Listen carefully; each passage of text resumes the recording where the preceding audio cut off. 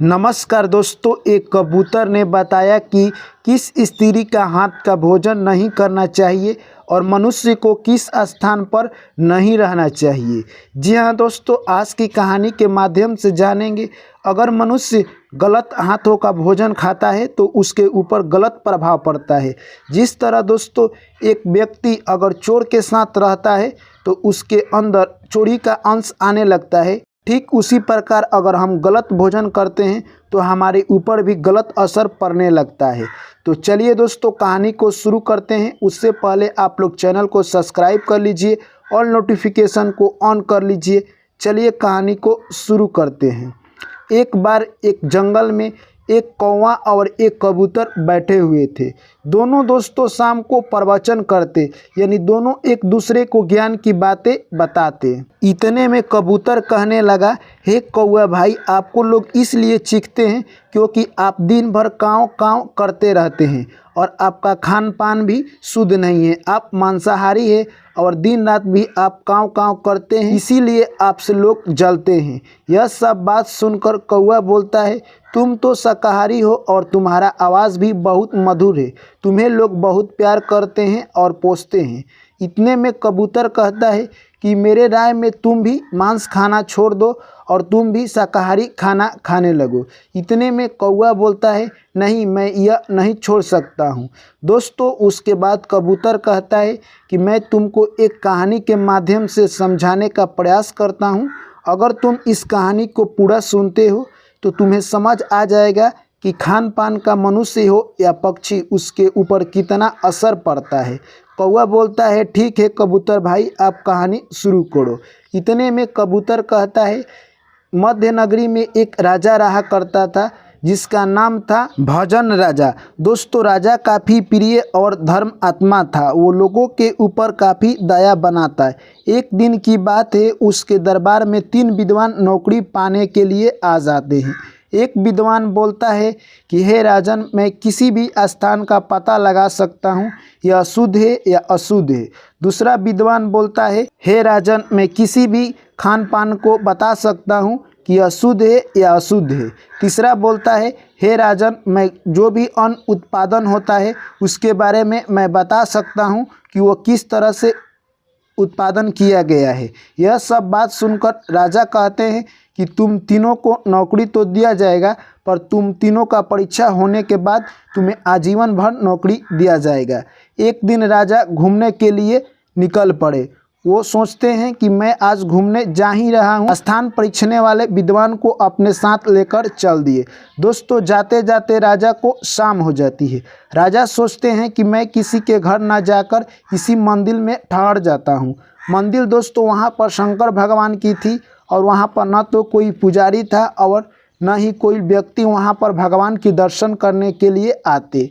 दोस्तों राजा सोचे कि यह स्थान हमारे लिए अच्छा होगा। वहीं पर राजा विराम करने लगते हैं। जैसे ही राजा विराम कर रहे थे, उनके मन में यानी स्वप्न आने लगे कि हमारी माँ की हत्या कोई कर दिया।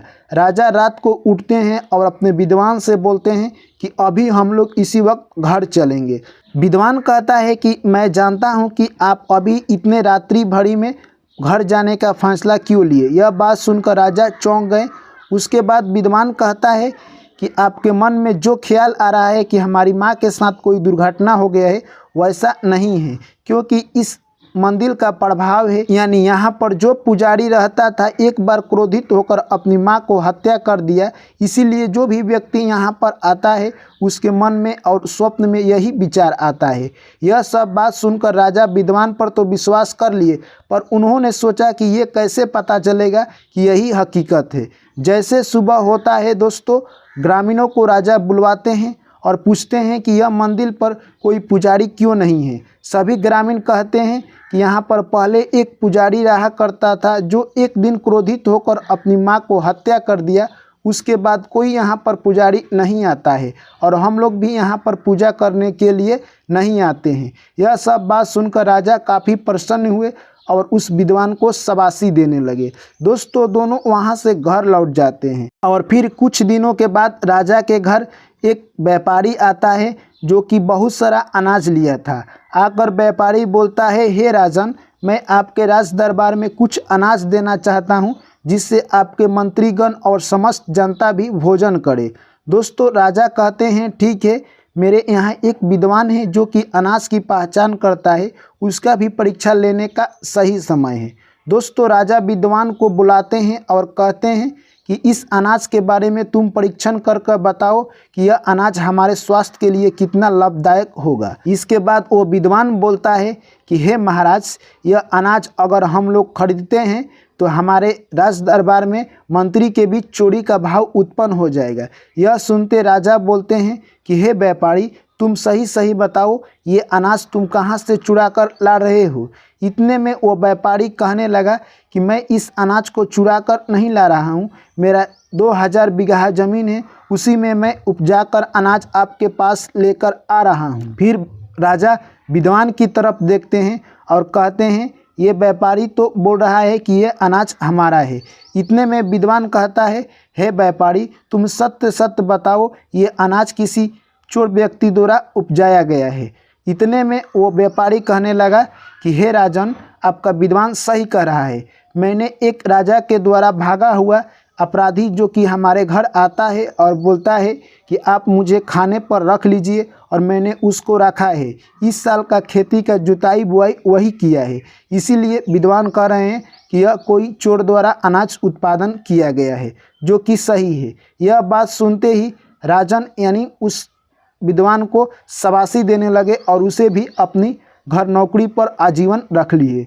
दोस्तों, ऐसे ही धीरे धीरे समय बीतता गया और कुछ दिनों के बाद एक रसोइया आता है राजा के दरबार में और बोलने लगता है कि मैं बहुत अच्छी तरह का व्यंजन पकाता हूँ, आप मुझे नौकरी पर रख लीजिए।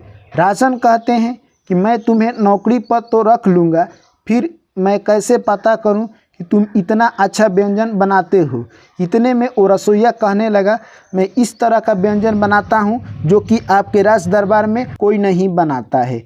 दोस्तों, उसके बाद राजा सोचते हैं कि हमारे यहाँ एक विद्वान है जो कि भोजन की पहचान करता है, क्यों ना मैं उसी से पूछ लूँ। वो रसोइया अपना बेस्ट से बेस्ट भोजन बनाकर राजा के पास प्रस्तुत करता है। उसके बाद राजा अपने विद्वान को बुलाते हैं और कहते हैं कि हे विद्वान, तुम इस खाना को चख कर बताओ कि ये खाना कैसा है।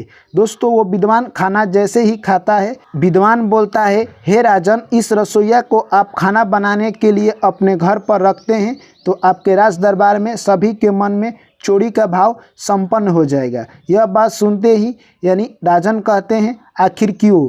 तो वो विद्वान बताता है कि यह रसोइया पहले चोर था, जो कि बहुत सारा लूटपाट करता था और इतना चोरी किया जिससे कि यह एक बड़ा चोर बन गया। और इसके मन में यह ख्याल आने लगा कि मैं अगर किसी राजा के घर रहकर खाना बनाऊंगा तो मुझे कोई विश्वास नहीं करेगा और मैं रसोई भी रहूंगा और चोरी भी करता रहूंगा। यह सब बात सुनकर राजा उस रसोइया से पूछते हैं कि क्या यह सच है। इतने में रसोइया कहता है, हे राजन, यह बात सच है।